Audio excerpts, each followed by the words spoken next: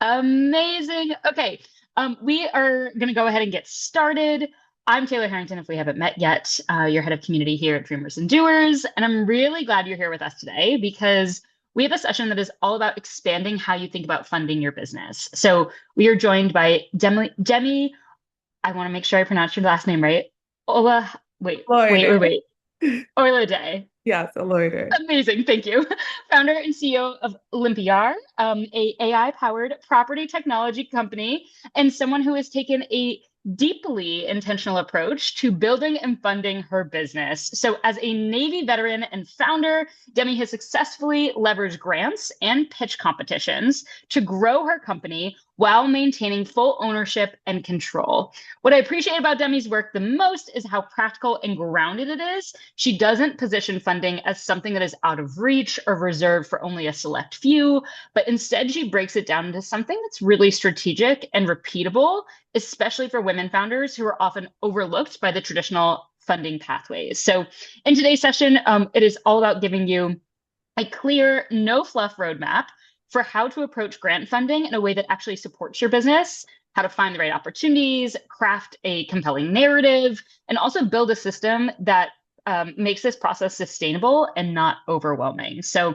if you've ever felt like funding opportunities were limited just to venture or bootstrapping, this is an opportunity to widen that lens and explore a path that actually allows you to grow on your own terms. So, Demi, we are so grateful to have you here and sharing in this way. Thank you so much. I can't wait for this, and I can only imagine like the ripple effects that this will have on the amazing women in the room and those that are watching this recording. So, thanks for hosting.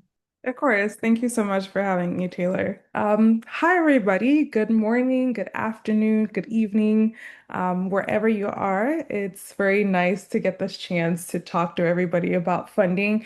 And I know that, just as female entrepreneurs or if you run a small business, funding is one of those things that nobody talks about, I would say, like initially, because you have this big idea and like, I'm just going to go out and make it work. And then you think to yourself, like, how exactly am I going to make it work? And I've definitely heard stories of, people like myself as well, like taking out our 401ks and taking out savings and things like that, to um, push through, or at least to self-fund the business. And I really didn't discover just funding and grants and things like that and non-equity means of getting capital until I want to say later on in my business. And at that point, I was like, wow, like this is something that I should have been doing early on, and this would have been a game changer for me. So if you're in that same bucket, welcome today. And I am going to show you how I've done it so far and how you can do it yourself as well. And also as we go through this, I am at any point in time, if you have any questions, like feel free to drop it in the chat. If you have any questions as well, like I'm okay with anybody coming off mute because I think it's a pretty smaller session where we can do that and like we can talk through like any questions, burning questions as we go live through this. But once again, everybody, my name is Demi Oloyede and I'm the host for today's session. We can go ahead and get started. Awesome. So a little backstory about myself before we get into it. About 8 years ago, I moved to the US from Lagos, Nigeria. And so I came here as an international student and really worked hard to put myself through college. After that, I ended up joining the US Navy. I worked in property. I worked in products, so software products, Salesforce, Affinity, and some other smaller early stage startups before I left that about 2 years ago to start my business. And when I started my business, I depleted two of my 401ks to get this business off the ground. And thankfully, we're at a place today where we're generating revenue. But if I had known at the beginning that, I could have gotten funding through another means and another source, I would have done that. But sometime in early 2025 or late 2024, I realized that, there was other ways for me to get funding for my business. And since then to date, we have raised, or I guess I have raised over $400,000 in grant funding and non-equity funding for my company. And the way that I've done that has been through pitch competitions. It's been through grants and proposals. a lot of people don't know this, but some organizations that support entrepreneurs will actually write grants to your business if they feel like your business has an impact on the people that they serve. And this works for both nonprofits, this works for foundations and the likes. And there's also governments that actually have a program where they support entrepreneurs. So this is always going to be around like small business, SBA programs and things like that. But a lot of times they don't advertise that. They just don't really have the marketing budget to throw that out there. So sometimes it's really a if you know opportunity, or it's a, you're actively reaching out and you saw something or something like that, right? You kind of have to go out there and seek it and look for it. It's not going to come knocking on your door. These are just some of the things I've gotten. So, what counts when you talk about non-equity, what's it called? Non-equity capital, non-dilutive capital. The first category of this is going to be grants. So, grants are giving through government, they're giving through foundations, it can be through corporate, as I said, it can also be through community. There are some municipals that will have grants. There's different states that might have a grant for like Delaware startups or like a grant for like Texas-based startups, right? So these will all be different by the city that you live in or by where you do business or where your business is registered. So one thing that I will say when it comes to grants is you want to look out for things like newsletters. You want to go to like your small chambers or your economic chambers of commerce and things like that to find these type of grants. And sometimes on the corporate side, it's a matter of like going to some of these websites. It might be like, I know JP Morgan has one. I think it's called Tech for Good. I know that some other insurance companies have one. So really large corporations will have these type of grants, especially if it triggers or it tailors to what your business does. For example, JP Morgan has a Tech for Good. I can't remember the name of this investment firm, but they do also have another grant program, and they mostly do that and invest in companies that are within the insurance space. So if you're selling insurance or you're an insurance tech, they give out these grants to help people grow, and then that puts you in their trajectory because that way they can, co-sell and like use you as part of like their programs and things like that. So it's not only like a good opportunity for grants, it's also a good opportunity for sales. One of the ones that everybody here is probably familiar with is going to be pitch competitions. I have probably participated in over 15 to 20 pitch competitions in my lifetime, and I've won a couple of them or placed in a couple of these pitch competitions, right? So pitch competitions can range anywhere from 5K, sometimes it's $500, sometimes it's $1,000, and it can go all the way up. There's pitch competitions that are around 250K, there's pitch competitions around 500K. Like it's just going to be different, and you have to go out and really seek out these pitch competitions. And we have in-kind services. In-kind services are going to look like AWS credits, software licenses, legal accounting services, co-working space, really anything that helps you take out anything that gives you a type of service and prevents you from paying that out of your pocket will fall under in-kind services. And then there's non-dilutive awards. This is going to be like accelerators, innovation awards, and things like that that don't require equity. If anything is an accelerator is a form of non-dilutive capital because it is a non-dilutive award, right? You get to go through a program and you get to learn through that program without paying anything out of your pocket. One thing that I will say, and I know that a lot of founders and myself have almost fallen into this, stay away from accelerators that make you pay to go through the programming. A lot of this programming is supposed to be free, right? Because they actually, in some cases, will get grants from the state to run programs like that, right? So that's just one thing to be aware of and one thing to look out for. Okay. Where do you actually find grants? I think that's the next question. Mogul Millennial, I don't know if anybody here has heard of Mogul Millennial. If you've heard of Mogul Millennial, feel free to say something in the chat if this is like a source you use today. But I will say that I find 80% of the grants and the pitch competitions and everything that I apply for through Mogul Millennial.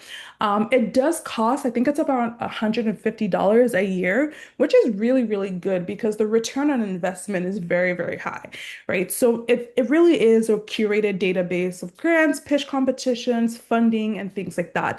And when you go on there, one of the things I love about Mogul Millennial is that um, you're going to see things tailored to what you do, right? So maybe you're in small business, maybe you're in insurance, maybe you're in tech, maybe you're software, whatever it is, like you can go on there and you can kind of trigger down and search for things that specifically apply to you. The other thing is a good old LinkedIn Boolean search, right? Everybody here is probably on LinkedIn. It really is. It's easy as going on LinkedIn and typing grants and grants apply now or startup pitch competitions or anything like that. And what you will see if you go on there and filter to post, you will see people that post about these opportunities on there. And you can also filter down by date. So you can filter down by maybe stuff that was said in the last month, stuff that was said in the last week, or maybe the last 2 days, right? This, a lot of times people post about stuff on LinkedIn, and because they don't have the audience, it just does not carry and show up on your timeline. But if you go out searching for it, what you'll start to notice is that the algorithm will start to bring those things to your front because they know that you're actively searching for grants like this. Another one I will say is Google search, right? And you're probably wondering, like, oh, damn, like, how do you know all this? Like, I had a time where I was very, very cash strapped, and I said, hey, I need to go out and search for some funding, and really was trying to pull all these levers to make sure that I could find the funding that I need. But just doing a plain old Google search, it might be small business grant for Texas. It might be SBR's grant, AI startup, pitch competition for Black founders, pitch competition for women founders, pitch competition for immigrant founders. It might be just really anything that falls along what you're specifically looking for. If you are going to go the Google search route, I would say be specific about the ask and be specific about what you're looking for. Because what's going to happen is Google pulls from so many sources, and you want to make sure that it's pulling what is specifically relevant to you. And the last thing on here, I know that sometimes when you find a pitch competition or you find a grant and you see like deadline was like 3 months ago, everybody's like pretty disappointed, like, oh my God, like I missed my chance and things like that.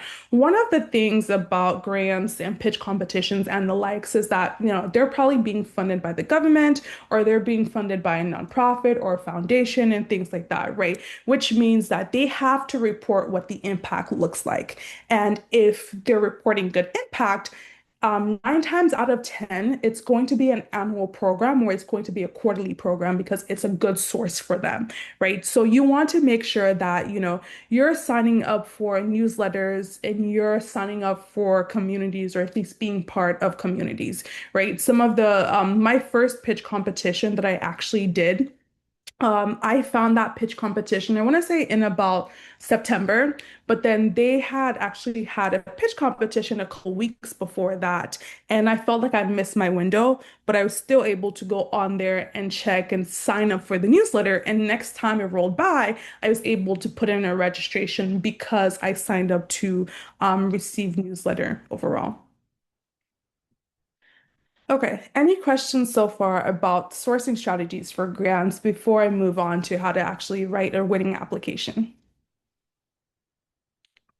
Demi, this is Tushite. Thank you so much. This is so timely and so helpful. Thank you.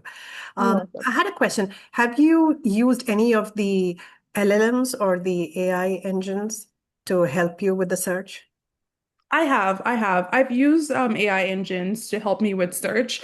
One of the things that I realize when they do that is sometimes they pull in information that might be a little outdated or information that's not necessary. Like I still have to comb through it, right? So that is a good way of like getting stuff, but then you still have to go through the additional layer of combing through the grants.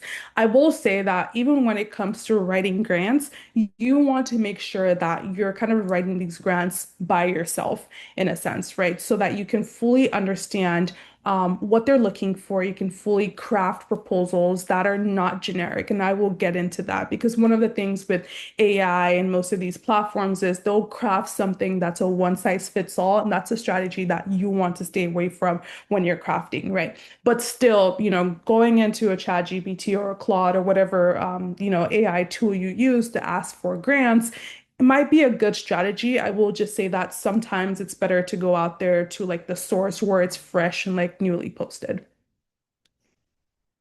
Of course, you're welcome.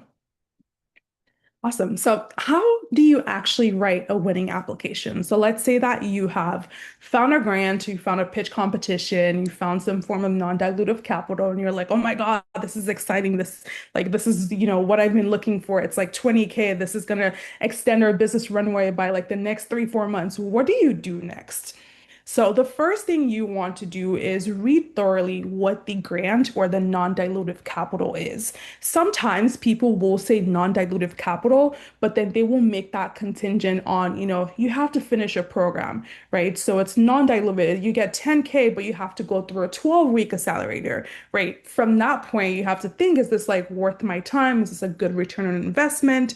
You know, Sometimes people say, hey, we're giving out 60K, but you discover that only 10K is non-dilutive out of the 60K, and the 50K is like contingent on like a 20% equity in your company. And I've actually had this happen where it's like I didn't read the fine print, and then I get there and it's like, oh, that's not what we said. You didn't read the whole thing. So make sure you're reading thoroughly and you understand that this is completely 100% non-dilutive, and you also understand everything else that goes within collecting or receiving funds from people. So as you're writing your application, right? So let's say you've done that and you realize, okay, this is great. This is what I'm looking for. This is all good.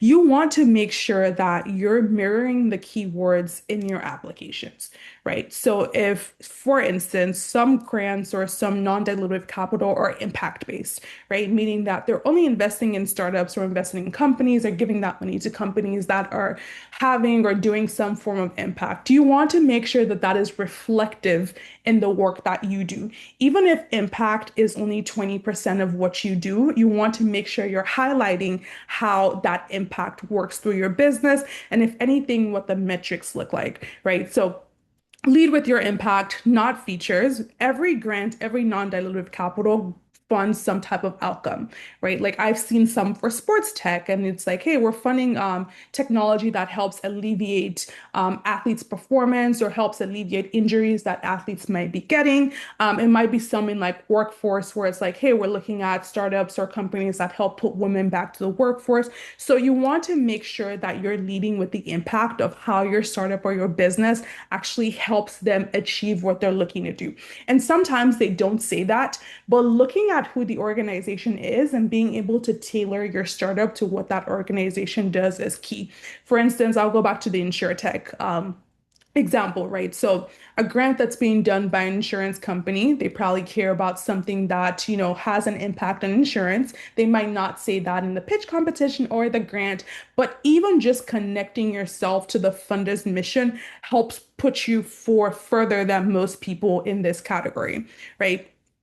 Next thing, quantify everything. People, investors, grant funders, non-dilutive capital, everybody cares about numbers. I've been in conversations for funding of grants and collecting grants where people are like, okay, what are the numbers? Like people want to hear the story, yes, but make sure you have number of locations, number of jobs, money saved, percentage. That's what people think in. People think in quantitative, just really quantitative figures. That's how people think. Next thing, you want to connect those numbers to a story, right? So it's, hey, I think that we're right for this because our organization in the past year has helped 2,000 women feel safer by doing XYZ. We hope that if we receive these funds from you, we're going to be able to help 2,000 more women, right? So make sure that you're telling a story so whoever's reading that really understands and feels your vision and also can understand that, okay, they've been able to do this with nothing. So if we give them this, they can probably do double of the impact or the work that they've been able to do, right? The last thing on here is follow-ups. A lot of people apply to grants or non-dilutive capital, but they don't follow up and they just send it out the gate. You have to treat this like you're doing a demo, right? So it's like when you're talking to a customer and you're showing your customer your product, you're going to check back after, like, hey, did you like the product? What's going on? Like, would you buy the product, right? Think about it in that sense, where, just even following up via LinkedIn, following up via email, sending out a quick message. Hey, thank you so much. I submitted my grant. If you have any additional questions for me, like, feel free to reach out. And then sending them periodic updates, because one thing I've done with some of these non-dilutive capital is, if I notice like, hey, the deadline was on the 30th, I haven't heard back in a month, I'll send an update and say, hey guys, like, here's just giving you an update on the status of my company. Here's what we did this month. I'm really looking forward to hearing back from you because the money is going to help us do X, Y, and Z. And I know sometimes people cringe at that because like, oh, it almost feels like I'm begging or it feels like I'm disturbing them. Don't, you're not disturbing them, right? They want to hear what you're doing and they want to see, that you're still continuing that mission with or without them. One thing that I will say, especially when it comes to grant funding, is that the people that are funding and giving out these non-dilutive capital need you as much as you need them because they need to go back and show to their investors, whoever is giving them the money in the first place, what the impact looks like. And the bigger the impact, the bigger the funding looks like for them. So if they see that you're proactive and you're still carry on with or without them, then that signals to them that, okay, this is a good organization to give this money to because the impact is going to be there because the impact is already there without this money, right? So that's one thing that you want to continuously update on. Before I go into mistakes, does anybody have any questions on how to, write a grant proposal or how to keep up? Okay, perfect. Okay, so mistakes that kill applications. When you go on Mogul Millennial or go to other websites, you might see a lot of grants and you're like, oh my God, this is amazing. Like if I do this and do this and do this, everything amounts to like $500,000. We're gonna raise so much money. This is gonna be awesome. Don't do that, right? What you want to do is be selective because applying to grants is really an art.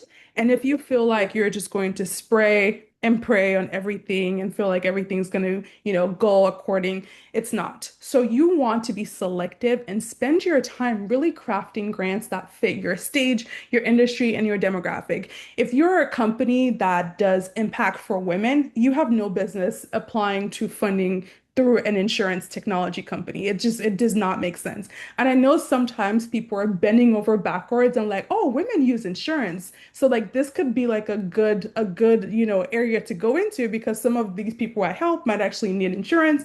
No, make sure that you are really direct with your strategy because sometimes this causes a lot of confusion for business owners because if you start to accept money from insurance and then you start to think about your strategy and you're like, oh, maybe we need to start doing insurance now, and then it just throws you all over the place. So make sure you're laser focused. Another thing is missing the deadline. As business owners, we're so busy, we're like wearing 10, 20 different hats at the same time. So it's like you see something, you save it, and it's like I'll be back to this, I'll come back later on. You might not come back later on, right? So creating a simple grant tracker, and I can share that what I use after this call as well, right? Name of the grant, status of the grant, what date does it due? And then sometimes if you use Google Sheets, which I do, you can actually build in reminders into your Google Sheet, right? Where it's like, hey, remind me, send a reminder out to me 3 days before this date, right? That way it sends that directly to your inbox. Underselling the ask. Sometimes on some grant or non-dilutive applications, you might see like, hey, we're giving out between like $5,000 and like $30,000. And you might think that, hey, if I ask for $15,000, it makes it look like I'm not asking for too much and I'm right in the middle. Ask for the full amount. If they have the full amount to give, ask for the full amount and tell them what that full amount is going to do for you. When you ask for money, always tie that back to outcomes. I am asking for this so I could do X, Y, and Z. That way they can envision where the money is going to go and then also tie that back to the impact. I can do X, Y, and Z that will allow people to experience X, Y, Z, right? Always make sure there's some type of justification for your ask. Another thing is a generic copy and paste. And I know, like, we're doing so many things. We're so busy, and it's so tempting sometimes to just take the same old blurb that you use everywhere and just post it in the new one. A lot of reviewers can spot when something's generic. And so I've been guilty of this really early on, where it's like I've taken the same thing I've used here and I'm just like copying and pasting and putting it everywhere. Tailor your applications. If something is in a specific industry, make sure that your language for your startup, your language for selling that startup or selling your business within that same industry, right? Another thing, no follow-ups. I talked about this on the last slide. Follow-ups are gold. It puts you front and center. Even if they don't respond, they remember that name or they remember that company, right? So next time they're looking through the applications, they're like, oh, this person actually sent me an email. Let me go check. Let me go see what the email said and let me correlate that to what the application said. I've actually had people reach back out to me and tell me like, oh, Demi, like we're not moving forward with your application because it doesn't quite fit what we're doing. But these are some other people I think you should connect with because I know them and I feel like your business falls within what they're trying to do. But they wouldn't have done that if I didn't reach out and be front and center and top of mind for them, right? And the last thing, skipping the rules. As I said, if you bend over backwards, you're going to bend over the other way, and you're going to miss out on grants and opportunities that actually fit what you need to do, right? So make sure that you're applying to things that apply to you. It's very tempting because we all need the money. Like, $100,000 for anybody here is going to change our business. Like even $10,000 will like give us an extended runway. But you want to make sure that spending time to get that $10,000 actually makes sense for your business, right? So it's a trade between time and money and time and really opportunities here. Okay, any questions, guys? Perfect. Okay, so when you're doing pitch competitions, I can say that I've probably won about 10 pitch competitions and placed in other pitch competitions as well. A lot of the funding that we have today comes from pitch competitions. And I joke to people that I could probably win a pitch competition in my sleep and just ask me like, hey, like pitch lean side to us, like, okay, this is like what we do. So when you are doing pitch competitions, right? It's different, right? Pitch competitions and grants are very, very different muscles. With grants, you're selling yourself on paper and you're probably never going to see them, right? Sometimes some pitch competitions require the grants or the application so you can actually get into the pitch competition. So sometimes you're doing one or the other, sometimes you're doing them both, right? When it comes to a pitch competition or any application, know your numbers. Numbers sell before anything.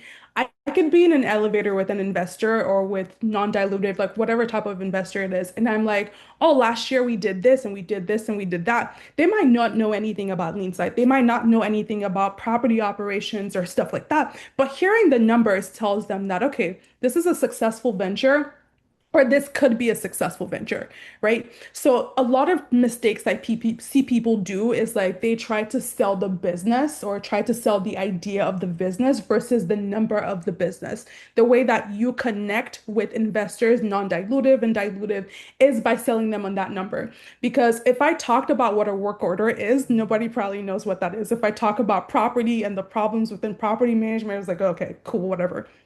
We don't care about that, right? But if I start talking about numbers, I bet you people will listen.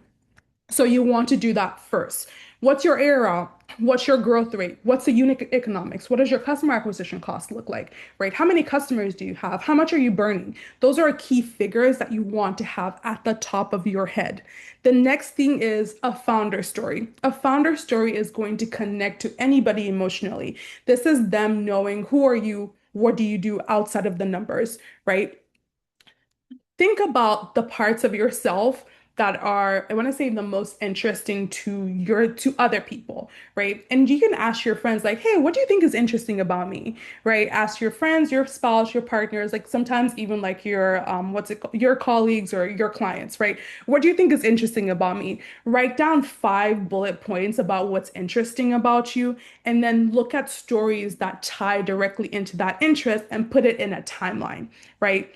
I was born in an orphanage in Russia. I wasn't born then. I'm just saying that might be something that is like, interesting about you because your friends are like, oh my God, like you're an orphan and you were born in Russia. Like that's crazy. You want to start there, right? Start from put it in a timeline chronologically, right? Something interesting from when you were born, something interesting from 10 years, something interesting down the line, something interesting as to how you started the business, and then tie that back to the numbers and the success. A good story will connect with anybody 9 times out of 10, and that will make them pay attention to everything else. Next thing is practicing. My first pitch competition that I did not practice.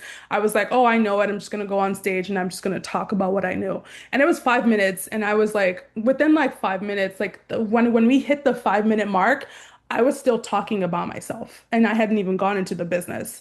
And I was like, I'll just wing it. Don't wing anything, right? Practice and make it look like you didn't practice.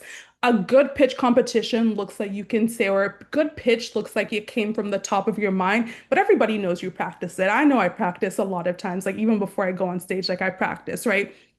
Anticipate your top five Q&A questions. Ask yourself if somebody was listening to me afresh, what questions would they have about my business? Or ask your friends, like, hey, if you were an investor, like non-dilutive or dilutive, what are some questions like you would have for me about this business? Ask yourself those tough questions and have an answer to the questions. Because in the beginning, I was avoiding really tough questions. I'm like, I'm just gonna pray that nobody asks me these questions. And best believe they asked me the questions, and I stumbled when they asked me the questions. So make sure that you are addressing those questions. Energy matters, dress matters as well. People will judge you based off of how you look, even if we don't want them to, and you will also judge people based off how they present themselves as well. So that's one thing you have to be honest about. Make sure that you're presenting and you're showing up as a CEO and somebody that knows and understands their business. I already mentioned where you can find pitch competitions, Mogul Millennial, that's always my top source. And no, they're not sponsoring this, they're not sponsoring me to say this. It's just a really good source for me. Score SBA competitions, that's good.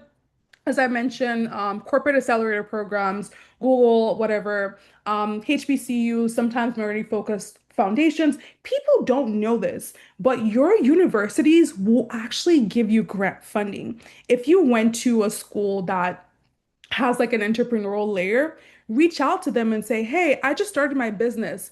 Um, I'm wondering, if this is something that, do you guys give funding? Do you guys have this? Like, just start a conversation or go through your alumni associations. Like, people don't know this. There's schools like Georgia Tech, schools in Texas and different places that will actually they have like alumni money that they give out to people to start businesses. Because if your business takes off and is successful, then that gives incentives back to the alumni association to invest into your business, right? So people do that.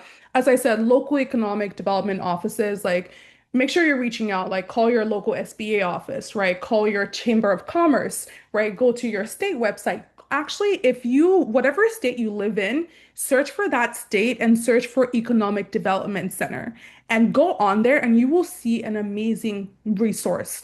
I almost wish I lived in New York because New York has a really, really good one. And I was like, oh my God, I don't live in New York. Like I could have qualified for all these. Um, but every state has one. And the thing about a lot of these programs is because it's non-dilutive, you have to go out and search and seek for it yourself. So search at a state level, search at a local government level, at a municipal level, search within your county, right? Sometimes some of these counties have like, hey, if you live in like San Bernardino County, like, we're only giving out money to startups that live in this area. Like they do that in California, a lot as well. Okay, awesome. Does anybody have any questions on this? Oh, cool. This is insightful then. Okay, awesome. So, your 5-step action plan after this call, and what do you do today to make some more money for your company without giving away equity? It's my favorite thing to do, not give equity. Number one, you want to sign up for Mobile Millennial. I have a discount code that I can give to anybody after the call. I just need to bring it out and then I can send this discount code. And that gives you, I think it's like 20 to 25% off of off of your And it says founders of color, but this isn't just for founders of color.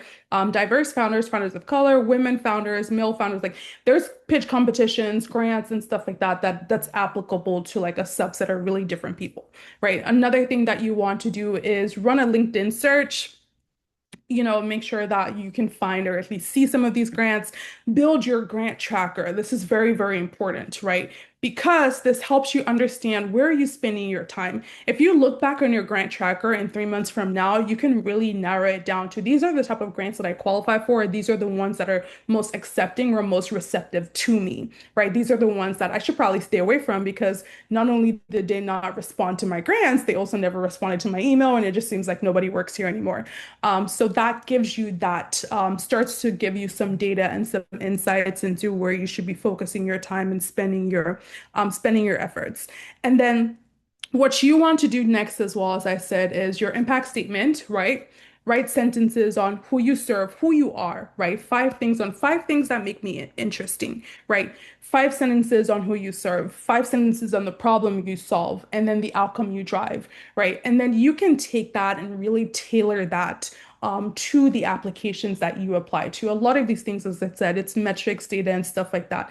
It's just how you tell the story that specifically applies to the funder at the time. And then apply to one thing this month, right? Like progress is always going to be perfection. And I used to be a perfectionist before I started my business. And now I'm just like, whatever, like I'll learn. Like if it goes bad this time, like it'll go better next time, right? So don't be a perfectionist. And I feel like to be a successful business owner, like you have to throw perfection out the window as well, right? So you don't have to wait to have everything before you apply. Also, like I see sometimes like people would like build a fancy deck or like build like different types of decks and stuff like that. If you're applying to a pitch competition, 9 times out of 10, they might ask you to like upload some type of deck. When it comes to the deck, you can really strip down things from the deck to make the deck feel very applicable to different industries or different funders. But your story through the rest of the application needs to matter, right? The deck just tells them like it's a real business. These are the people that are involved in the business. This is what they do, right? But your application needs to carry the weight, needs to really carry the weight and carry you across the finish line. So this is your 5-step action plan after this call, right? And I will say like follow-ups is one thing that drives it home. You might have a bad application. Following up really, really helps you put you front and center, and that's where a lot of people lose when it comes to the funding game. Awesome. That is what I have for today. This is just like some other sources and some other links, and I'm sure with the help of Taylor, we can get this distributed afterwards. But grants are everywhere, as I said. Grants are really, really everywhere, and I feel like a lot of times people sleep on this. There's situations where people have to divert the grants somewhere else because nobody applied and like nobody knew about it, right? So grants are everywhere. And one of the things that I'm an immigrant, like one of the things I like about the US and just about the culture here is it's very entrepreneurial. And you see that, I'm sure people say like people are the government and everybody who wants a lot of big businesses to survive, but people want small businesses to survive, right? The small businesses in this country actually attribute more to the GDP than the big businesses do, right? Which is why a lot of this funding is out there to actually help small businesses thrive and survive. And you just have to really know where to look for it, so you can thrive and survive. Amazing. Well, that was so great, Demi. And I would love if everyone can just share a little bit of confetti, something that they took away from the session. And I know we have a couple of questions in the chat, so we'll pay attention to those in a second. But thank you so much. This was so tangible. I feel like our members can absolutely now go, with that action plan to take those next steps and actually start applying for some of these. And I feel like you also debunked some of the myths. Like even I was writing down a bunch of notes and I'm not even looking at grants, but I was like, oh, what can I help other members, know about this process? So thanks so much for all of your amazing shares. And I know people are definitely curious about getting that code. So we'll make sure that we send that out, whether that's, Demi, is it something that's easy for you to grab while we're still on this call, or is it something that we Yeah, should just follow up with afterwards? yeah. Let me see if I can grab it. If not, Okay, I'll cool. I'll make If sure that not, I like we have will this put it out. in the recap email, but I figured if it's easy enough, we can go ahead and share it that way. Cool. Okay, I will kind of bubble up to the surface. While you're grabbing that, can I ask a question, Demi, that's from the chat? Yeah. Yes, Okay, go ahead. so Katarina asked, based on grant applications and guidelines that you've seen, is it a problem if I live abroad but my business is based in the US? It's not a problem. Okay. So grants care about the business most necessary and not about you being based abroad. As long as your business is registered within the US, like you're fine. As long as your business is registered and hits all the other categories, like you're good. hmm And for Mogul Millennial, is that only for US businesses, do you know? No, so Mogul Millennial is actually US and Canada. I've Cool. seen Canadian grants and I'm like, I want to move my business to Canada, so I could qualify for this. So Mogul Millennial will have Okay, grants. so Naomi is just going to grab all those Canadian grants that we can apply for here in the Yes. US. Thank you, Demi. Exactly, Naomi. Maybe we should go into business together. Yeah. Um, but there's also grants that are in the US, and you will, in some situations, even find grants that are open to people overseas and in other countries as well, right? As long as you meet the stipulations and the guidelines, you're fine. Amazing. Cool. Are there any other questions that are popping up for folks? If you want to jump off mute, feel free to. I have a question. I Yes, always do. Thanks, Taylor. please. We love them. Demi, it was very, thank you for today, first of all. But I wanted to ask about, like you said, having, some sort of chronological order about like when you're saying your pitch or your story. I'm curious about that. Like, do you want to jump straight into like that chronological order, or is there like a starting like sentence grab that you always like start your pitch off with that like works? Of course. Probably not 10 times out of 10, but maybe 8 times out of 10. Of course. So I would say that it's one of two things, right? Number one, it could be a shocking fact about the business or the industry that you're in, or it could Mm. be a fact. It could be like a story about yourself, right? Because I've judged pitch competitions, I've done pitch competitions as well. And when you start talking, people want to know, why should I listen? Right? Like, who's this person that's talking to me? And being able to say, like, you should listen to me because this is a really bad problem and I'm solving it, or you should listen to me because this is who I am and this is, why I'm now solving this, really, really helps. So whichever one you feel like is most interesting. For me, facility managers and facility management is not the most interesting thing. So I talk about myself more than I will talk about that. But it really depends on you and your business. Okay. Thank you so much. Of course, you're welcome.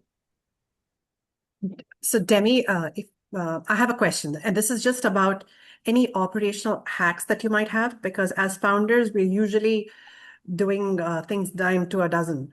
Mhm. And how did you go about? And that's exactly right. On Friday night, I suddenly realized, oh my God, there's a deadline looming, and I start and put something together. And sometimes it's just not what would it might be just a shoddy effort. So I was wondering if you have any operational hacks, time-saving techniques, and how to just go about and do the showing up. Definitely, definitely. So, grants last year, I realized that grants was going to be a huge funding source for us. So, what I actually got was a grant writer, right?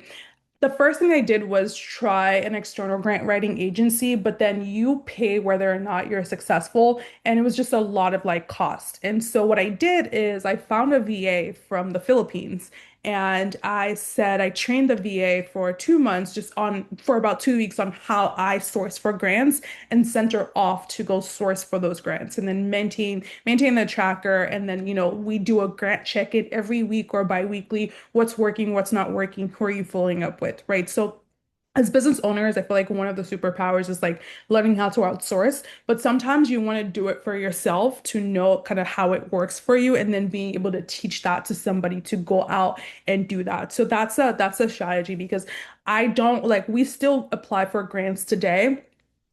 This week I'm actually in California and I'm gonna be talking to a county out here and it's for a grant as well, right? But I did not apply to this grant. She applied to this grant. So if this is going to be a source for you and something that you feel like is a strong funding source for you, then you want to make sure that you have a VA or have somebody that's dedicated to doing this on behalf of the company.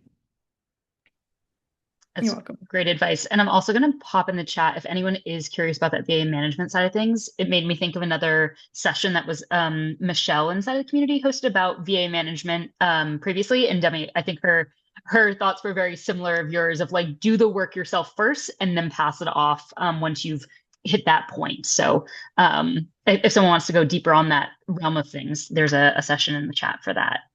Any other questions before we hop?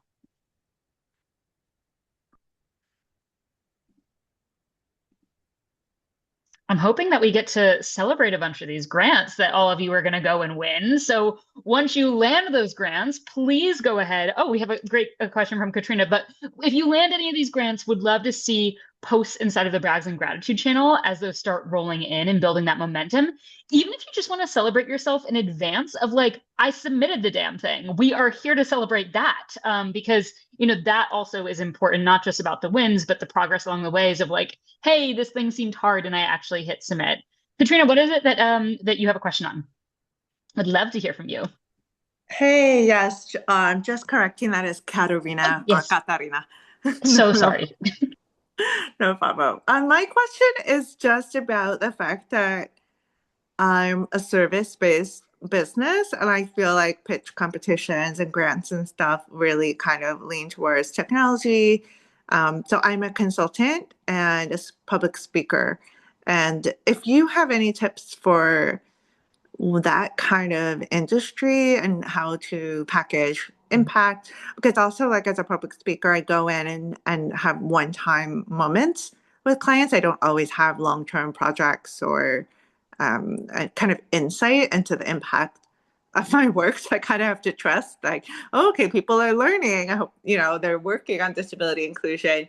So yeah, and I'm also, I guess, wondering if some of the grants are just like, hey, you're a Latina business owner and we want to support you, if it's as simple as that. Definitely. So in some situations, it is as simple as like, we want to support you because you're Latina, but then they also want to support other Latinas. And that's where this comes in, where it's like, whatever you do, you have to show why you're different, right? So you're consulting. What is different about your style of consulting, right? What are some impacts from your style of consulting? And I think you mentioned something where you talked about like disability. Disability is, there's a lot of nonprofits and a lot of foundations that are within that space. And to me, just what you told me sounds like you're mission driven, like if you're in that space, right? And that's what a lot of these people want to support. And fun fact, actually, so my company started off as a service-based company, and we were in cleaning before we went into the technology space. And while we were doing that, I was actually able to win pitch competitions as a service-based business because I was able to say, like, here's why we're different from other cleaning companies. And that's what you would want to do in this situation is here's why we're different from other consulting companies. We focus on disability. We've done X amount of clients in the last year, and this is what the impacts look like. So these are metrics that you want to start gathering from your consulting or from who you talk to as well, where it's like, hey, what are the metrics or how have we impacted you? And you want to start making sure you have that in a repository, right? Or sometimes it's just like, here's like, I'm Latina and, maybe growing up you had somebody who was, who had a disability and now you've dedicated your life to making sure that people with disability can live a good, healthy life, right? Like, and that's why I talk about it's really the story aspect and then also like what makes you different and the metrics. If you have those three things down, like whether you're a service business or a tech-based business, like you are going to succeed.